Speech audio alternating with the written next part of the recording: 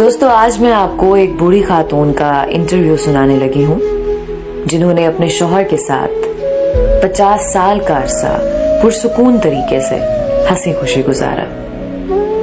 खातून से पूछा गया कि इस 50 साला पुरसुकून जिंदगी का राज क्या है। क्या वो खाना बनाने में बहुत माहिर थी या फिर उनकी खूबसूरती इसका सबब है, या ढेर सारे बच्चों का होना इसकी वजह है, या फिर कोई और बात है। बूढ़ी खातून ने जवाब दिया, पुरसुकून शादीशुदा जिंदगी का दारोमदार अल्लाह की तौफीक के बाद औरत के हाथ में होता है। औरत चाहे तो अपने घर को जन्नत बना सकती है और चाहे तो इसके बरक्स यानी जहन्नुम भी बना सकती है। इस सिलसिले में मालो दौलत का नाम मत लीजिए। बहुत सारी मालदार औरतें जिनकी जिंदगी अजीरन बनी हुई है, शौहर उनसे भागा भागा रहता है। खुशहाल शादीशुदा जिंदगी का सबब औलाद भी नहीं है। बहुत सारी औरतें हैं जिनके 6-6, 7-7 बच्चे हैं, फिर भी वो शौहर की मोहब्बत से महरूम है, बल्कि तलाक तक नौबत आ जाती है। बहुत सारी खवातीन आला से आला तरीन खाना पकाने में माहिर होती हैं, दिन भर नए से नया खाना बना रही होती हैं, लेकिन फिर भी उन्हें हर रोज शौहर की बदसलूकी की शिकायत रहती है। इंटरव्यू लेने वाली खातून सहाफी को बहुत हैरत हुई। उसने पूछा, फिर आपकी इस खुशहाल जिंदगी का राज क्या है? बूढ़ी खातून ने जवाब दिया, जब मेरा शौहर इंतहाई गुस्से में होता है ना, तो मैं खामोशी का सहारा लेती हूँ, लेकिन उस खामोशी में भी एहतराम शामिल होता है। मैं अफसोस के साथ सर झुका लेती हूँ। ऐसे मौके पर बाज खवातीन खामोश तो हो जाती हैं, लेकिन उसमें तमस्खर का आंसर शामिल होता है। इससे बचना चाहिए। समझदार आदमी उसे फौरन भांप लेता है। मामा निगार खातून ने पूछा, ऐसे मौके पर आप कमरे से क्यों नहीं निकल जाती? बूढ़ी खातून ने जवाब दिया, नहीं, ऐसा नहीं करना चाहिए।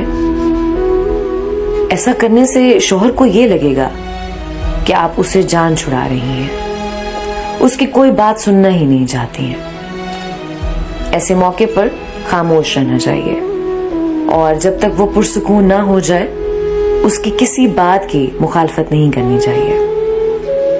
जब शौहर किसी हद तक पुरसुकून हो जाता है तो मैं कहती हूँ, पूरी हो गई आपकी बात। फिर मैं कमरे से चली जाती हूँ, क्योंकि मेरा शौहर बोल बोल कर थक चुका होता है और चीखने चिल्लाने के बाद अब उसे थोड़े आराम की जरूरत होती है। मैं कमरे से निकल जाती हूँ और अपने मामूल के कामों में मसरूफ हो जाती हूँ बस। खातून सहाफी ने पूछा, इसके बाद आप क्या करती हैं? क्या आप बोलचाल बंद करने का असलूब अपनाती हैं? एक आध हफ्ता बातचीत ही नहीं होती होगी। बूढ़ी खातून ने जवाब दिया, नहीं तो इस बुरी आदत से हमेशा बचना चाहिए। ये दूधारी हथियार होता है। जब आप एक हफ्ते तक शौहर से बातचीत नहीं करेंगी ना, तो ऐसे वक्त में जब उसको आपके साथ मुसालिहत की जरूरत होती है तो वो इस कैफियत का ना आदी हो जाएगा और फिर ये चीज बढ़ते बढ़ते खतरनाक किस्म की नफरत की शक्ल इख्तियार कर लेगी। सहाफी ने पूछा, फिर आप क्या करती हैं? बूढ़ी खातून बोली, मैं 2-3 घंटे बाद शौहर के पास एक ग्लास जूस या फिर एक कप कॉफी लेकर जाती हूँ और फिर मोहब्बत भरे अंदाज में कहती हूँ, पी लीजिए। हकीकत में शौहर को उसकी जरूरत होती है। फिर उससे नॉर्मल अंदाज में बातें करने लगती हूँ। वो पूछता है, क्या मैं उससे नाराज हूँ? मैं कहती हूँ, नहीं तो। उसके बाद वो अपनी सख्त कलामी पर माजरत जाहिर करता है और खूबसूरत किस्म की बातें करने लगता है। इंटरव्यू लेने वाली खातून ने पूछा, और आप उसकी ये बातें मान लेती हैं? बूढ़ी खातून बोली, बिल्कुल। मैं कोई अनाड़ी थोड़ी हूँ, मुझे अपने आप पर भरोसा है। کیا آپ چاہتی ہیں کہ میرا شوہر جب غصے میں ہو تو میں اس کی ہر بات کا یقین کر لوں، اور جب وہ پرسکون ہو تو اس کی کوئی بات نہ مانوں؟ خاتون صحافی نے پوچھا۔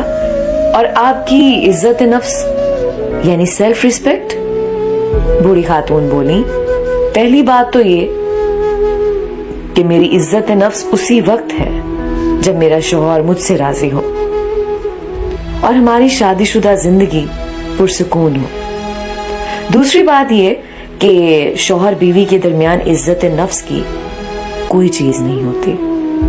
جب بیوی اور شوہر ایک دوسرے کے لباس ہیں تو پھر کیسی عزت نفس؟